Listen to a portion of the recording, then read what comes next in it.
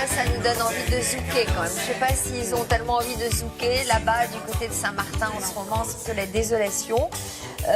On va parler de l'aloe vera. Je ne sais pas s'il pousse aux Antilles, peut-être. Subtropical et tropical. Maintenant, on en trouve un peu partout dans les régions chaudes. C'est un véritable couteau suisse de multiples activités, de multiples propriétés. Surtout. Absolument, incapable d'agir sur tous les fronts. Alors je vous dis, soulager les brûlures, les piqûres d'insectes, les coups de soleil, limiter le diabète et limiter les reflux gastro-œsophagiens.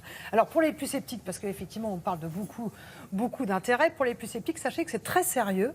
D'ailleurs, à l'hôpital de Bordeaux, au CHU de Bordeaux, il y a maintenant une équipe avec le professeur Pellissier qui travaille en chirurgie plastique. Et bien cette équipe travaille avec l'aloe vera pour tenter de faire guérir, de cicatriser des plaies qui sont récalcitrantes. C'est-à-dire que ce sont des plaies qui n'ont pas réussi à guérir, à être cicatrisées grâce au traitement classique.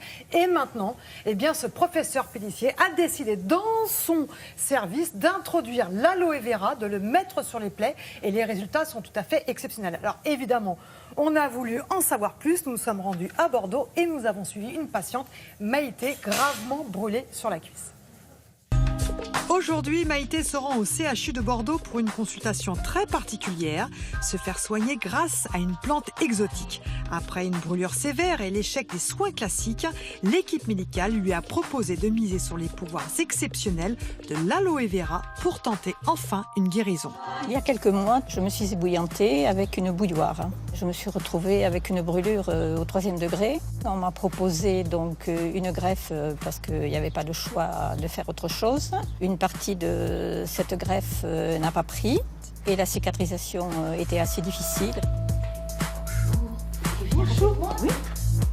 Curieusement, on m'a proposé un soin que je ne connaissais pas du tout. Enfin, je connaissais le nom de la plante qui est l'aloe vera et j'ai accepté.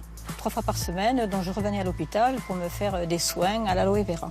Ce soin était donc très agréable. Cette crème est onctueuse, très parfumée et de plus, elle hydrate parfaitement. C'est vrai que lorsqu'on a une brûlure, il y a une odeur et avec l'aloe vera, je n'avais plus cette odeur.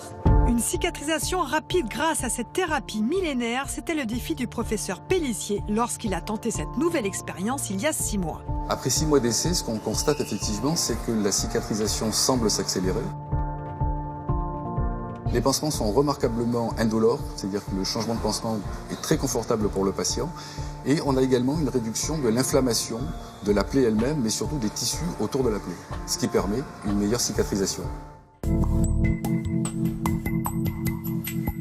Les études précédentes ont montré que l'aloe vera contient des composés extrêmement intéressants, des oligo-éléments ou des facteurs de croissance, qui permettent de booster la cicatrisation tout d'abord, mais également de lutter contre la douleur d'une part, et contre l'inflammation de la plaie et des tissus environnants d'autre part, ce qui le rend donc très intéressant dans la cicatrisation des plaies chroniques. Là, nous en sommes à 3 mois Oui. de plaie.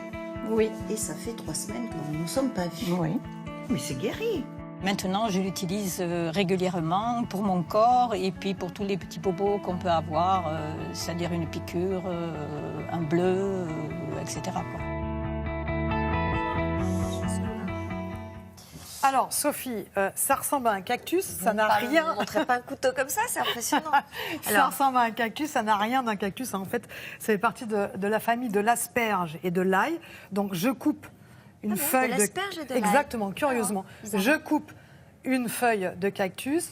Voilà, vous Et regardez à l'intérieur et c'est riche. Voilà, et ce qui nous intéresse, c'est cette partie-là. Vous voyez ce gel-là qui dégouline, et ben ça, c'est ce gel-là qui est exceptionnel pour notre santé. Voilà, d'ailleurs, il faut savoir que vous n'êtes pas obligé d'aller vers les produits que l'on trouve en cosmétique ou même pour la nutrition. On peut très bien prendre ce gel, le prendre, vous l'avez chez vous, vous le rentrez l'hiver parce que l'aloe vera est fragile, et vous l'appliquez directement, vous le prenez et vous l'appliquez directement sur votre peau et ça va être très très vite absorbé. Vous allez voir que ça a une absorption extraordinaire. Alors les propriétés, c'est quoi? C'est cicatrisant, les propriétés, c'est hydratant. Je vais vous parler de propriétés qui ont été avérées par des études scientifiques, vous le savez, c'est toujours la même chose. Avec moi donc, potentiel anti-inflammatoire. Ça sent pas bon. Oui, mais c'est bien. Oui, c'est vrai. Potentiel anti-inflammatoire.